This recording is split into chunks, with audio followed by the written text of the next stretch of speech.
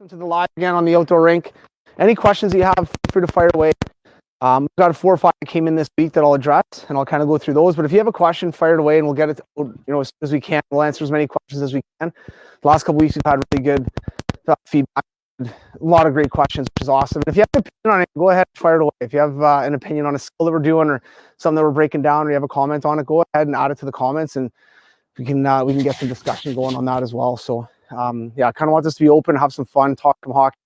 And again, if you have any questions, feel free to ask them live into the comments, and we'll take a look at. All right, I'll get started here. So first question I had was from Alan Yan, and he was talking about top hand on a slap shot. So our top hand on a slap shot, should it feel awkward when I'm winding up? So, and you see this a lot with young players, kind of learning how to take slap shots. But when they wind up, if you look at my top hand, just look at my CCM here, players will turn their wrists like this, and then my blade will turn like that. So I'll turn my wrist and then try to come through on the shot. Ideally, you just want that wrist to stay nice and square. So just here, just that V part is on our shot, like we talked about on the skinny part, sticks in a good spot, but my wrist doesn't need to twist on the shot. I can come back naturally like that and look at my blade, and then when I come down on that puck, blade's nice and square when I hit it. I don't have to twist my wrists on the shot, if that makes sense. So I don't want to twist them on the shot when I come through on a slap shot. I just keep that wrist in a good spot. As I come back, it's just going to follow me. So just like that, and then coming right through. Right? So just coming back and then right through. But it's a good question, because sometimes when you're learning a new shot or trying to get comfortable with it, it does feel awkward. But that wrist shouldn't be twisting. Just keep it nice and square. Arms in a good spot, coming back, and then forth on that slap shot. All right, thanks a lot, Al. That's the question. And I'm sure we're working on slap shots too, that some of that stuff feels awkward. So touching on that is great for sure. I had a question, more of a discussion. So if you have any comments, fire away. But one of the questions was, are old school like suicides and doing mountains and kind of bag skating kids, is that kind of outdated, or is this something that we should still be doing in our practice? And this is from Nick. I think it's a really good question. I personally, lining kids up on the line and them, it's kind of waste of ice time. Now, does every once in a while, does a team need a good skate or a good butt whooping? 100%. But doing it every day or every week, it's a waste of ice time. You can add a ton of conditioning in your drills. If you finish a little 2-on-1 drill, well, then as soon as that shot's taken, puck's done, the whistle blows and players got to back check back, or even go to the red and back. But adding a little bit of conditioning in the drills, I think, is more important. Plus, it keeps kids more engaged, especially if you have young kids. You're lining them up on the line. All their faces are like, "Oh man, we're getting skated." So just adding conditioning to your drills, keeping good tempo, keeping good flow, trying to keep people going, I think is the best way to conditioning, get team conditioned. But again, not to say once in a while they can't line them up and bag them, especially if they're messing drills up, or you want to use it as a bit of a disciplinary thing. A little bit of old school is not a bad thing, obviously, right? I got another question here from Body Comp, and he was talking about the number system on stick handling. So I touched on it on the last live last week, and we have videos on this too. So you can check like stick handling for beginners and puck control. But basically, the numbering system that we use, and a lot of the coaches use this as well. I'm going to give you 2 different types. So for more advanced players, we kind of number our body. We number squares around our body. So if you think about it here, I've got 4 pucks. All right, so if I'm looking at you here, number 1 would be on my forehand side off my hip. So anywhere in here, that's number 1. Area number 1. Number 2 would be up in the front corner, just outside my skate. Number 3 would be on the top corner right here, outside my skate. And number 4 would be down behind me, so protecting the puck on my backhand. Now, the key you're working with players on this is keeping their toe cap square. Because what happens is players will go like this, this. Be able to stick handle pucks around our body. So that's the 1, 2, 3, 4. And as a coach, you can stand up in the middle, have all your players doing this and following this number scheme that you laid out for them, and then say, okay, all right, number 1, so stick handling at number 1. Number 2, and then bring it up at number 2. Number 3, right? Number 4. We're gonna go 1, 2, 4. Right? So now we can practice that pattern off these numbers and just faking that little fake my shot from 1 to 2, pull it down to 4, and then bring it back, right? Or on the opposite side, kind of pull it around to 1, so go 4 to 1, right? So you can do a ton of different stuff on that. For little kids, and we talk a little bit about shooting as well, you can make this simple to 3 areas. So now 1 would be up and down the side of my body here. Number 2 would be in front and the middle. And then number 3 would be down the side here. So really, you can be as creative as you want with this. You can put 7 numbers if you want, but at the end of the day, it's just more for players to like understand where they're going with the puck. Because a lot of times coaches, and I've done where you just like, hey, everyone's and all the kids are all over the place. Or here we can 1, 2, 3, 1, 2, 3, 4. We can do a bunch of different stuff, little stick handling moves, breakaway moves, just off these numbers. And again, with 1, 2, 3, you just have them stick hand 1, bring it up to 2, and then bring it down. And same idea, getting them coming around the body. Biggest thing when you're working on this stuff is keep your head up. We see so often now, young players stick handling pucks and under tracks or around pucks, and it's just eyes down. You see this right here, eyes are down, and they're looking around, they're looking down the whole time. Try to get players to keep that head up. So if they're moving pucks around here, trying to keep their eyes up, so now their eyes are up, but they can still see what's going on around them. And it's huge for stick handling. So keep that in mind, but hopefully that covers that number system for you, Mr. Body Comp. All right, thanks for the question. Another one from Greg F. So Greg F was asking about long stick, short stick. And again, we have videos on this. We talked about this a bunch, but I think it's a good question because we see some players that come in, their stick's way up here, and mom and dad are like, oh, they're going to grow into it. Well, we'd rather have a good feet so that they can play with it right away rather than having a stick that's way too big. And also sticks that are way too small. The kids grow in the summer, and all of a sudden now that stick is right down at their chest area, right? So trying to ideally get that stick from the kind of nose to chin area. So nose to chin, kind of in this area, in a comfortable spot. And we'll always relate back to the NHL. So a lot of us will be like, oh, yeah, but so-and-so in the NHL has a short stick. So-and-so has a long stick. You have to look at those players a little bit differently. And number one, look at what style of player they are. So one of the, in the question, it came up like Stamkos and Kessel and how they shoot a puck, right? But if you look at them, they're shooters. So they want to let that puck go a lot quicker. They want to have a good whip in their stick. They want to be able to release that puck quickly. Whereas you've got a guy like Crosby, right, who's a very different player, but he plays a lot with one hand on his stick, with tapping pucks, right, really good around the net. So for him, a little bit of a shorter stick suits his game a little bit better. He doesn't have a hard shot or a heavy shot, but he's really good at the puck around the net, real good at controlling the puck, handling the puck, right? So it just depends on what type of style of player you are. But if a young player starting out, try to hit that kind of nose to chin area if they're on their skates. If they're not, they can go on tippy toes when you're measuring just kind of nose to chin when you cut that stick down. That'll allow them to be able to learn how to shoot properly and different things like that without being too stretched out with a long stick or too crunched over with a short stick. So I hope that kind of answers your question, Greg, but that's basically kind of my opinion on kind of that long and short stick. We got one more here from Alan Yen. This is a really good one. I see this a lot. The question is when we look at a jam turn. So if we think of that jam turn, and this turn seems to come up every week because I think it's really a relevant one. You see it a lot in games. Pretty much every NHL player uses it, but it's not easy to learn. Once you get it, you got it, but you got to really practice. So basically, a jam, what he's talking about is if I come in and do a glide like this and I want to turn the other way, right? How do I avoid stopping or slowing down or kind of jamming my foot? How do I avoid this and then getting on my edges? All right. Number one thing is if you have a lot of speed, if you're coming in fast off a back check or forward check and you got to turn right away, you're gonna want to check up a little. You're gonna want to kind of stop a bit and then jam a bit and then take off. Because if you catch just right away, you might be all right. But that's when a lot of times you're gonna kind of fall out of it if you're going full speed. So you may want to speed check a little bit. So if I'm coming in fast, I may just check and then coming around. Now what we see a lot with young kids, they come in bags all the way around, and all that is them not leaning on those edges good enough. So like when we talk about this with edging, right? I want to lean on that edge, around on that edge, right? If I'm on that skate, or I'm a little bit tentative on that skate, then I can end up kind of blowing snow a little bit and stopping instead of gliding. And the more I stop, the more I push snow, the more I'm going to speed. So ideally, if I'm coming in fast and I'm controlled and I want to glide right out of it, I just want to lean on that edge and then glide in. The other thing too is widening that base. So not coming in really tight like the turn, right? But widening that base, coming around and then coming out that way. So again, just falling on that edge, glide, and then right away come out of it. So two things, try not to turn that foot, and you got to trust the side edge. So if you don't want that edge kind of stopping or jamming, get over on that skate and practice getting comfortable on that edge. And the other thing too is keeping that weight in the middle of your skate, so not too far back and not too far forward. Great question. Thanks, Alan. Yeah. Is okay. Okay. Yeah, sorry if it's a bit of a bad connection. I don't know if it's the weather or what, but last week worked great. This week it might be a little bit off, but apologize if it's bouncing around a little bit, but please let us know.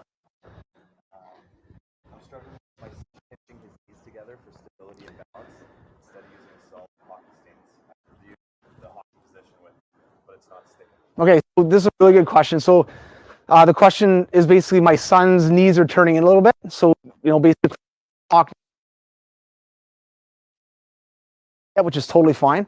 So what you'll see happening with players like that, you either have players that are a little bit knock-kneed, which is fine. They're going to be on their knees a little bit more.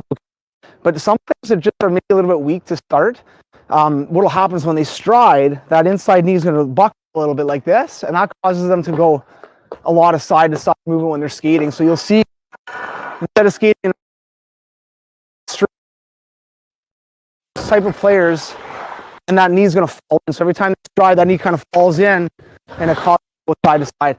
So easy fixes for that are just basically muscle memory, right? So if you think of like taking a stride, heel kicking, how do you get rid of that heel kick? You just got to basically continue to remind your brain until your muscles finally get it that, okay, I can't kick my heel up, right? So same thing with this. So even putting your son in front of a mirror and just have him go down into a squat, right? And just nice and easy. And you might see those legs buckle in, no problem. Just try to get him to focus on keeping those knees tracking. So basic hips, knees, and then down to our feet. If you're struggling with that, you can put a band. So just a piece of rope even, or a band, get an elastic band, like the workout bands, put it around his knees. And when he goes down on that squat, just have him push out on the band so his knees don't fall in, and get him to practice that. Once he gets good at just squatting, like doing reps or sets of like 10, let's say, then get him to go down on one leg. So almost be skating, one leg in front. You can lunge behind, so lunge like this, right? Or out to the side, skating strides. So I'm in front of the mirror, push like this, and then have him come back up and push down, come back up. And then make sure his knee's not tracking inside. And just try to keep that hip over your foot. That'll help straighten that out a little bit. But for him, just understanding that, okay, I got to control my muscles, I got to control my legs, right? And make sure I'm standing in a nice and square with my knees. So I hope that helps. But I would just try that squatting with a band around his knees and then working into a lunge a little bit as well. And the other thing, one thing going off this, see a lot of players that fall on their inside edges. So kind of skate around like this. If you had skates on and you just stood here, the most helpful thing to do is off balance a little bit, right? So for young kids, that's easy, but if we remind them to stay square with boots, don't stand on your outside edges, try to stand on your inside edges, just try to stand nice and square. Again, that's just something that muscle memory get them used to standing square in their boots, not on those inside edges, and that'll make a big difference for skating and stability and all that stuff as well. So thanks a lot for the question, though. I hope that answers it. If you have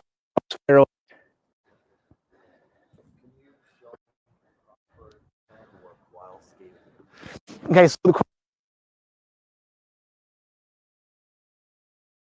there's one perfect answer for this because it depends on the situation that you're in, but ideally just real basic, real simple. If I was working with a kid and trying to get better at just controlling a puck, what I would focus on is just hand positioning here, so not too close together, right? Keeping my top hand up. So if you notice when I drop my top hand, that toe blade comes up.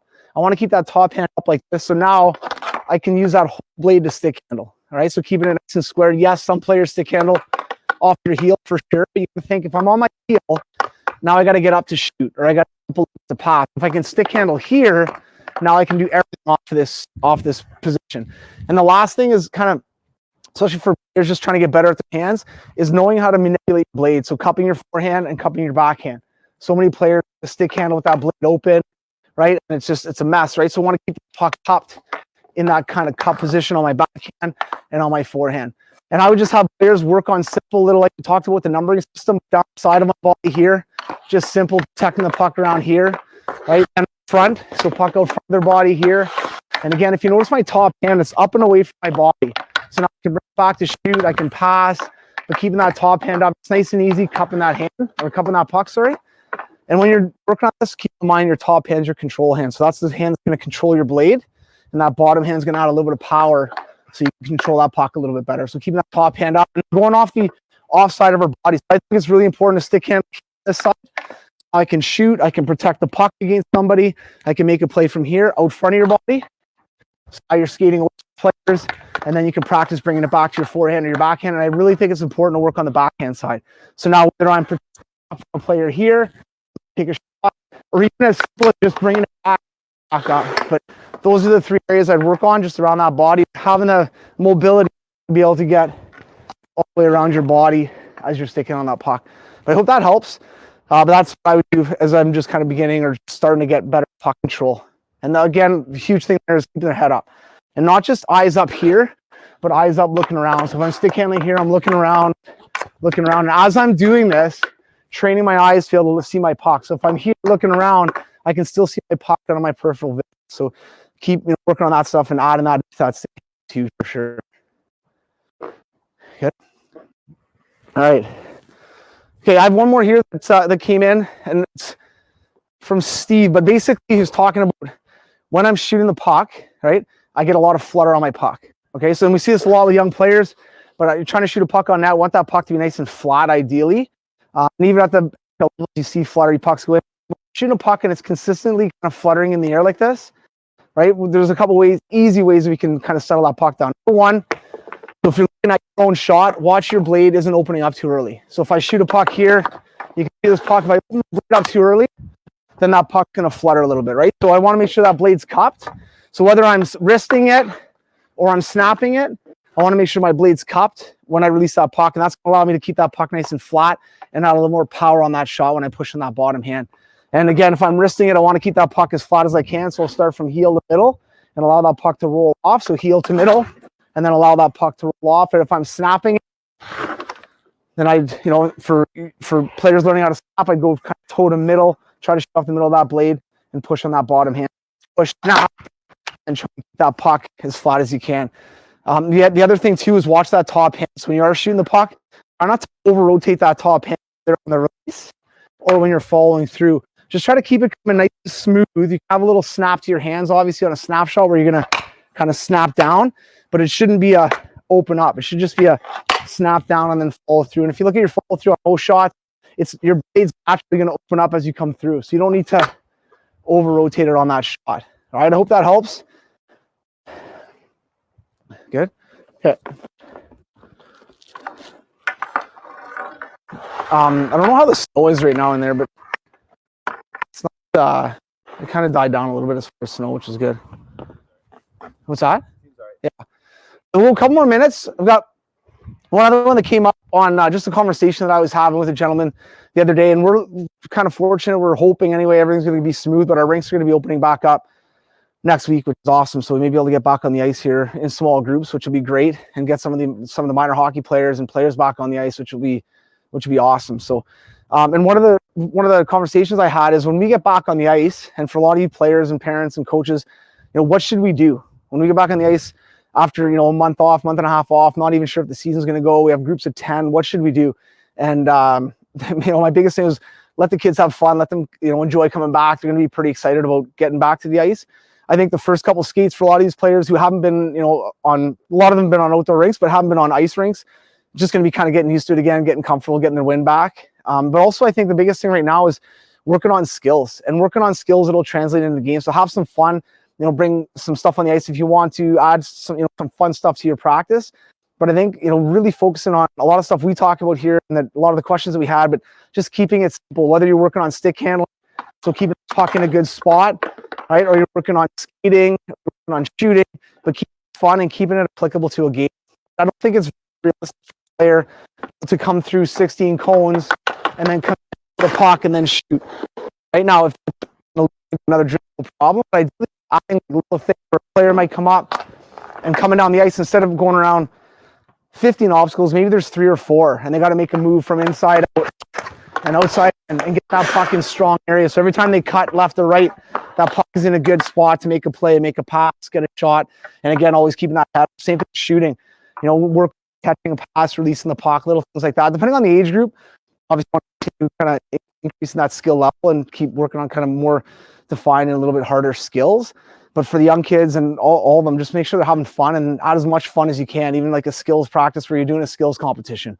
So you've got to hit those mini nets, or you got to hit a piece of wood on the ice or whatever, stick handle through an obstacle course, hit targets. But adding some fun stuff like that as players get back, because we don't know what's going to happen as far as games and stuff. So just have as much fun as we can, obviously, with being back on the ice and being back at it. Probably, yeah. More creativity I've noticed. So how do you recommend that I build my practices with my team once we get back? Yeah, really good question. So the question was, watching my son on the outdoor rink and just on probably on ponds and stuff, he's become way more creative. He's like, I can see his creativity. This is from the from the question. How do I add that to my practice? I think I 100% agree with it. And I've noticed it with my son. There's many days where he'll come out on this rink and I kind of leave him. I don't come out, obviously. I'm inside, but I just watch him. And, now he's able to scoop the puck. And that was a big thing he's excited about. He's trying all this different stuff. And I think that's the big thing. A lot of times as coaches, we try to get too structured with our players and really map every piece of practice out. Depending on the age of the player, I mean, even 8, 9, 10, ask them what they want to work on. Right. And sometimes I've done it before where I brought out like something like, let's say, a stick pucks, and we had 4 sticks off here. So like a stick there. Just give you an example here, just quick. But let's say I had 3 sticks like this, right, on an obstacle, so high enough they could slide pucks under, and put it on the ice. And right, okay, guys, have fun, like try it out, and just see what they do. Sometimes you'll watch what the players do. It's not even anything close to you thought of doing. Man, that's sick. And then you can add that to your practice as well. So I think having that dialogue, or even just having that creativity to see what players are doing on their own, and I think you saw it firsthand. A lot of us have. When we let our players just go out and play and have fun, like that's what hockey's all about, right? It's going to have fun with your buddies, hanging out. They're still working on skills, even though it may not look like it. That you've got, a guy in front of the net trying to tip pucks, and this guy back here just flipping pucks on net, trying to knock them down like that. Those are all skills that are awesome, right? So I think letting the kids have a little bit more say in it and seeing what they're going to come up with and let their creative juices flow, because I mean they're creating new skills and new drills. And even you see that goal that Michigan State goal where they're scooping it, bringing it behind the net. We didn't see that a lot, and now we're seeing it a lot more. Guys are trying it because they're working out. So it's awesome to see that skill level get better. But the only way that happens is by letting our players be creative and try to keep inventing stuff, which is great. So yeah, as far as bringing it to your practice, I think talk to your players, see what they want to do, and have them have some free time and just go out and mess around. You know what I mean? With not a lot of structure, I think is huge for those players. So I hope that kind of answers your question. Hope that helps.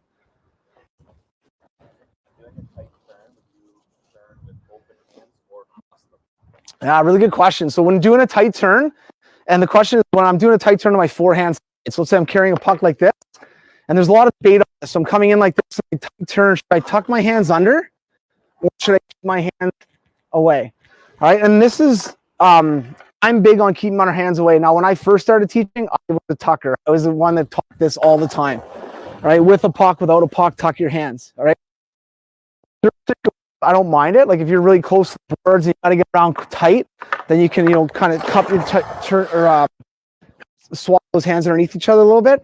The only thing I don't like about it is when you get stuck here, you have no play, you have no option. You're basically with the puck, so you got to get out of it quick.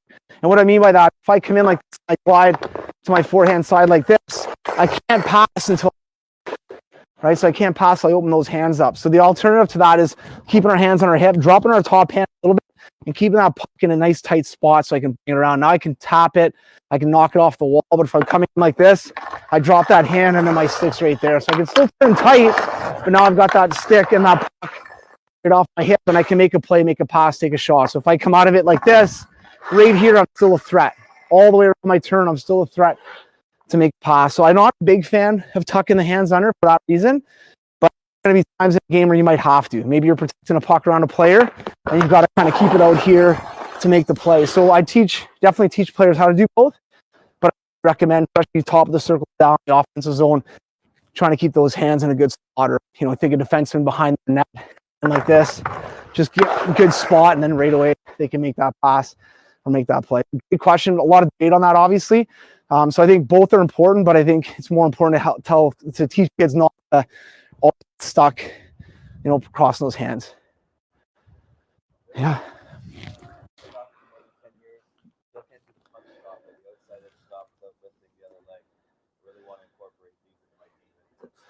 All right, so a player who's played for kind of over 10 years and wants to really work on the punch jam. And I know I sound like a broken record, so we talk about this punch jam all the time, but for anyone who doesn't know, the punch jam basically gets you turned around real quick.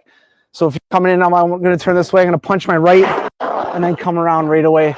So the question was, when I do it, I can't get my other foot. My other foot comes off the ice, meaning coming around like this and either hooking it like that, right?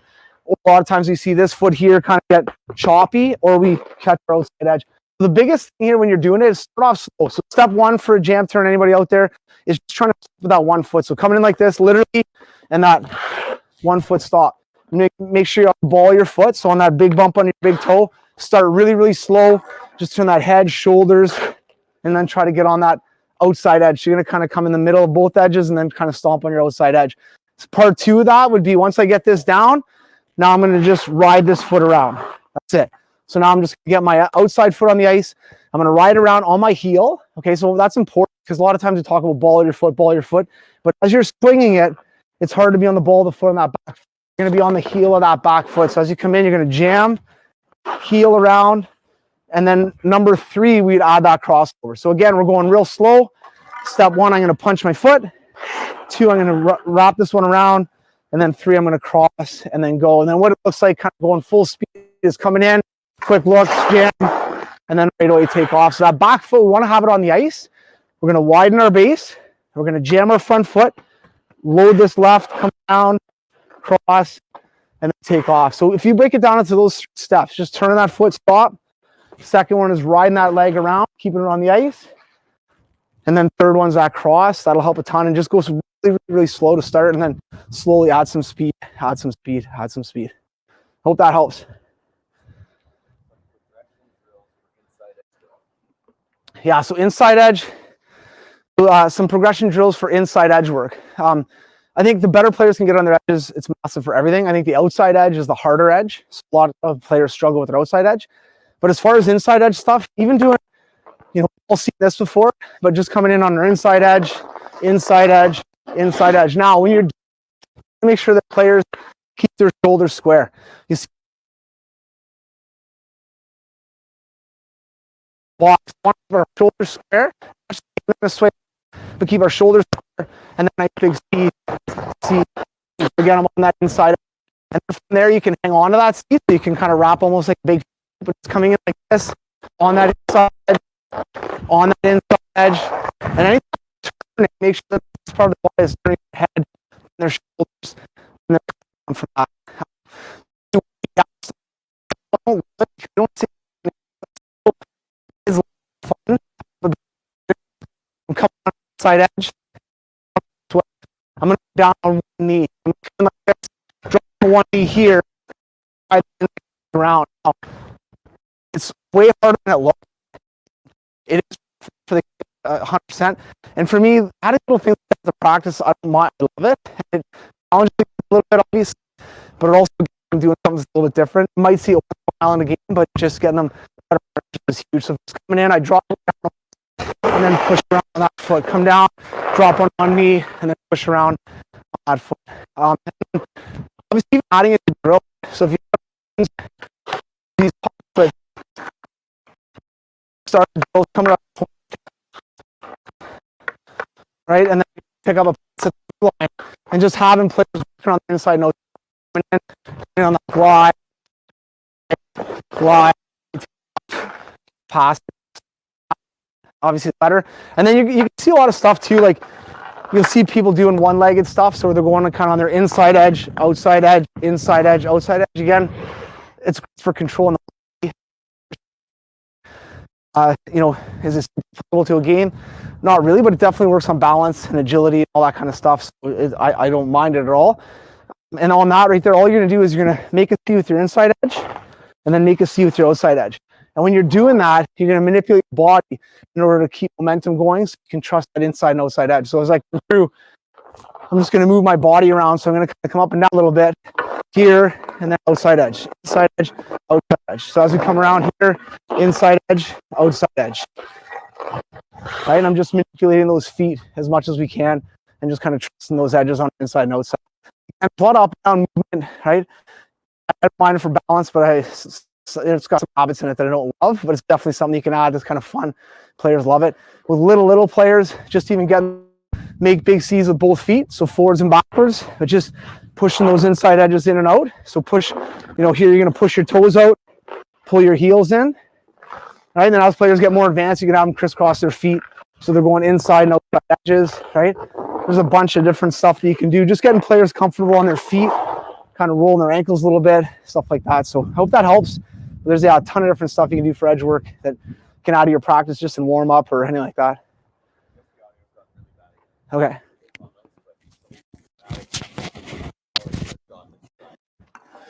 Adding power to the shot and stride. All right. Tell me if the audio is better. Maybe turn it down on that dial there, Kelly, on the side. Oh, is it? Okay. Maybe this mic too. I don't know. All right.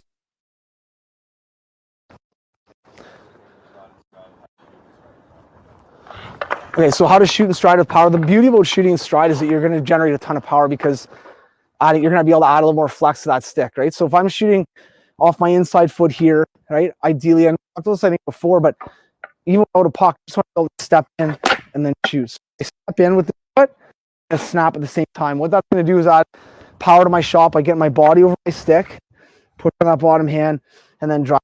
If I'm shooting off my outside foot here, so foot furthest from my stick, same idea. Load my inside foot and then push down as I'm shooting the puck. So if I come in for a shot, I'm skating. I set the puck up, step, and then drive into that shot. And again, it's just timing. What you're going to see to start off is players coming in like this, shooting. So they're going to shoot, then step in, or they're going to spin and then shoot. So the timing is the biggest thing. So just getting them comfortable with stepping in. If I'm shooting off my inside foot, I load my outside foot, step, shot. So step, shot, same time. And then if I'm loading my outside, I load my inside foot, shoot off my outside foot, step, shot, right? So I'm going to transfer that weight over and then shot. And starting off again really slow and then adding speed to it. But what it would look like with a little bit of speed is if you watch my feet, I'll go slow to start. I come in here, I step, and then I shoot. And as I step, I can drive down on that shot. So a little bit quicker as I come in here, I set my puck up, I step, and then shot. So I step down and then shot right away. So I start really slow, really simple. Just understand the timing of our feet when we shoot, and then add a little bit of speed to it. And then you can add a pass, push, a lot of different stuff, right? So that's the biggest thing, though, is timing that foot, the foot drop into the shot being taken at the same time, all right? Great question. Thanks. If you have anything else that you want to go ahead. All right. Is that good? No, that's okay. Has there been any comments with the mic? Okay, good. It might be my mic though. It might be shot. I'm not sure. All right. Again, if you're watching or you watch this later and you want to see some of these skills we talked about even broken down more, we've got everything we talked about here. Definitely there's videos at the National Skill Development Association on YouTube. So 100% there's a bunch of videos there. If you check out our website at thensda.com, we've got a bunch of videos there, our podcasts, all that kind of stuff are on both YouTube and on our website. So if you are looking for some resources or looking for some skill videos to kind of learn those key points, those key teaching points, we've got a ton of different stuff there that you can check out. And again, if you ever have any questions, fire them away on YouTube or Facebook or LinkedIn, anywhere. I check those, as much as I can throughout a week.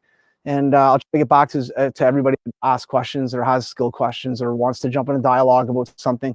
I love it. If you have an opinion on something, 100% fire it away. I'm always interested to hear other sides or other ways that coaches do stuff or teach stuff. So if you have any different things you'd like to fire out, feel free to fire away. But that was awesome. Yeah, if there's another couple, go ahead and fire them away. Yeah, I mean, ideally, yes. We want to avoid kind of shooting pucks from our heel and our toe, but also depends on what type of shot you're taking, right? So if I'm taking a snapshot and I'm teaching kind of the fundamentals of a snapshot, so that top shot, I want to shoot that puck from the middle of my blade. So when I top it here, I want to be in the middle of that blade when I shoot that puck. And we kind of talk middle to heel. So kind of in that pocket right there, not too far off the toe and not too far off the heel. So kind of that middle to heel area. And then same thing, just pushing down. Now, if I think of a slap shot, same thing. I want to kind of be in that heel to middle area when I release it. So when I come down on that puck, I'm hitting that puck right in that middle area for that shot. Wrist shot, same idea. Now wrist shot, I'm going to start on my heel and I'm going to roll it kind of that middle toe area, but everything's going to kind of stem off that middle. Now, are you going to shoot pucks off your toe, off your heel? 100%. But most of your shots, you kind of want them off that kind of middle kind of part of your blade. So yeah, to answer your question, yeah, bang on. And I hope that kind of explains on different shots where you want that puck. Same thing with one timer. If that puck's coming across here, contact the middle to heel that blade, let that puck go. So great.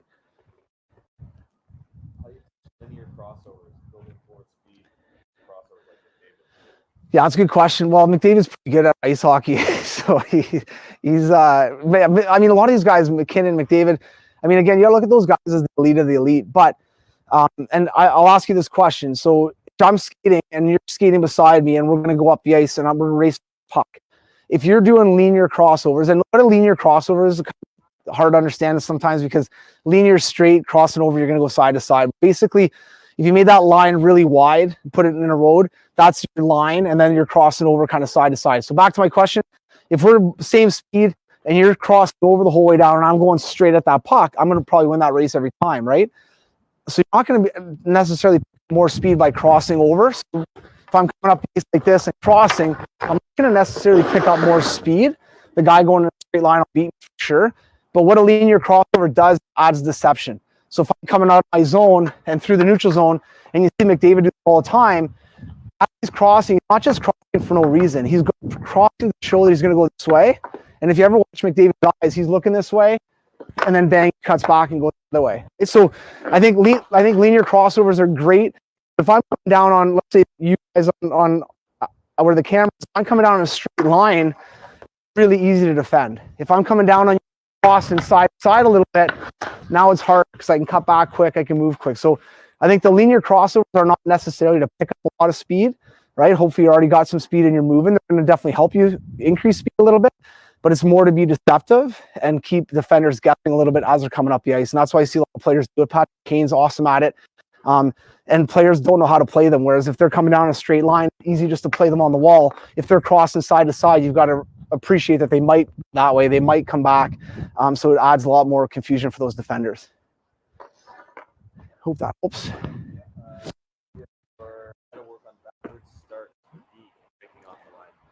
Very good question. So backwards quick starts for defensemen.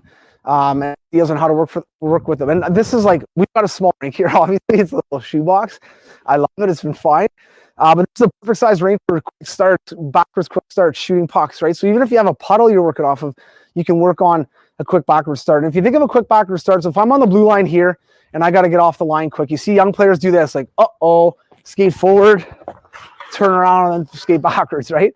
And that's just because they don't have the confidence of getting off that line quick. But if you're going to teach players how to do it, I'll break it down into 3 simple steps. So it's going to be a push, C push, followed by a backwards crossover.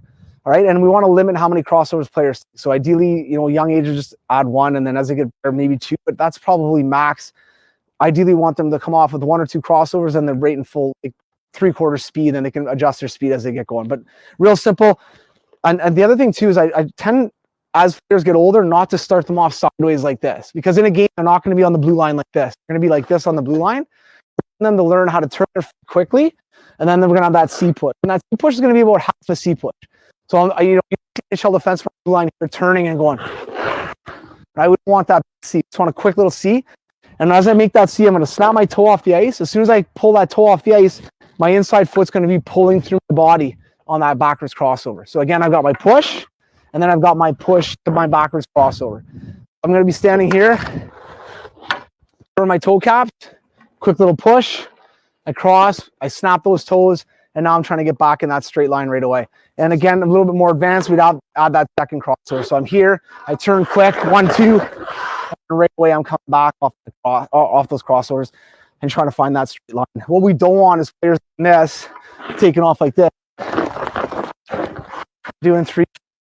So it's just complete waste of time, energy, and not efficient at all. Like, a player that's doing 2 good quick ones can beat a player like that all day and get back in the straight lines a lot quicker. So for defensemen, our goal is get them in a straight line quickly so they can play, rather than get stuck doing down the ice backwards trying to defend. Right? So 2 crossovers quickly backwards, and then hope that helps. 1, just C push, and then step 2, adding that crossover, and step 3, getting back in that straight line and backwards skating. Reading the question, I think if you're going back, I blow by you. Yeah. Or you gain speed when I blow by you. Really good question. So for defensemen, and this happens all the time, right? I'm coming backwards like this. I got a player that blows by me, who's got more speed than I do. So how do I get to that player? How do I make it play there, right? If going down the boards, they beat me, I have to step over, right, and start skating forward. And I have to make the move. I have to be very patient, because if I have a guy like McDavid, if I cut too early like this, where's he going? He's going to cut across me here. So if I'm McDavid and I'm coming this, and that guy, he's going to cut across and then play. So you have to kind of read it as a angle them properly. But now this is the hard part. When players open up, just pretend they're coming down on me here. I'm not for you, for the camera here, but a lot of people open up like this and they lunge, right? So as soon as they lunge, they have no way of skating. Now they got to recover and then start skating again. And if that player has a step, they're going to blow by them. So on this step, especially for any coaches or dads, moms who have kids, players that are probably like 11, 12, something you got to teach them is that baby step. So basically, if I'm coming backwards like this and lunging at that player, I want to skate with them. So instead of taking that big step, I'm going to take a little step. So call it a baby step right here, and then right away I can push off again to make that play. So looking at it a little bit of speed, players coming down here, I'm here, I take a baby step, and then right away I can start striding, right? Rather than getting stuck like this and then trying to skate again. So again, taking that baby step here. So coming in here, taking a baby step, push, push, push, and then right away I can stride out. And the easy way to do that is just having players coming up and down the ice. Let's say you get them go to the blue line. At the blue line, they got to kind of baby step it and then right away stride out to that far blue line. So they'd be coming back, again, real slow. Don't lunge out, just step, and then right away push, and then you can stride out. But it's a really good question, and I'll be honest with you, I've had NHL players that will come back to work on this kind of stuff because they feel like they're getting burned on one side or the other. And after watching them do it, I'm like, yeah, you're lunging too much. Tighten that base up a little bit so you step up. But wait here, you step out, you're tight, so you can keep pushing and catch that player. So awesome question. And again, if young players can get good at that at 10, 11, 12, then they don't have to worry about that when they're playing men's league.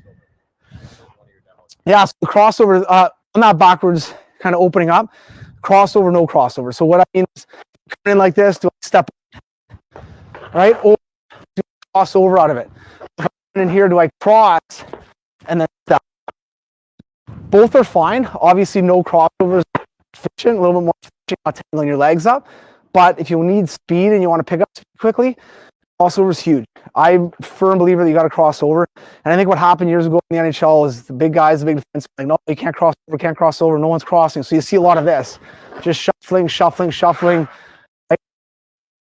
I think if a defenseman has to pick up speed or a forward has to pick up speed, then out on that cross step is totally fine. If it's dump in and you got time and you want to be more efficient, just stepping up, right? That's fine too. But I think teaching both is huge, and keeping in mind that baby step. But the crossover I would use more in a tough situation, or I had to get speed quickly to use that quick backwards.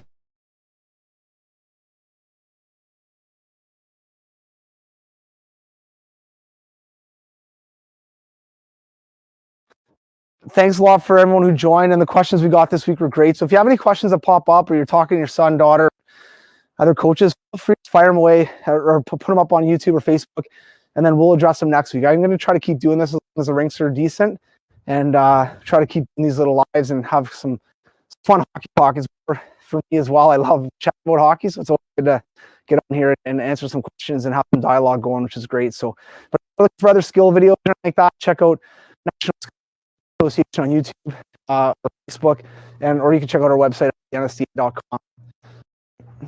Thanks very much for checking in.